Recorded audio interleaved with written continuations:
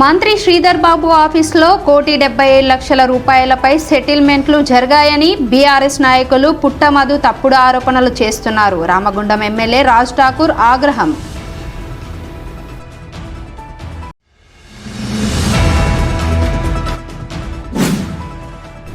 ప్రేమ పెళ్లి కోసం వచ్చి మైల స్నానం చేయడానికి గోదావరి నదిలోకి వెళ్లి నీట మునిగి చనిపోయిన పెళ్లి కూతురు మౌనిక. సురక్షితంగా బయటపడ్డ పెళ్లి కొడుకు రవితేజ.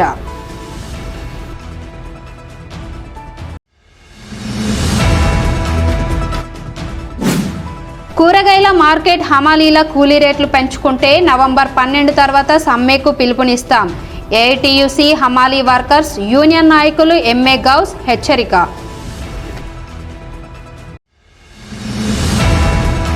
గోదావరి కని మున్సిపాలిటీ జంక్షన్ వద్ద ఏర్పాటైన టిబేటియన్ రిఫ్యూజీ స్వెటర్ మార్కెట్ ప్రారంభించిన కాంగ్రెస్ పార్టీ నాయకులు మహంకాళి స్వామి.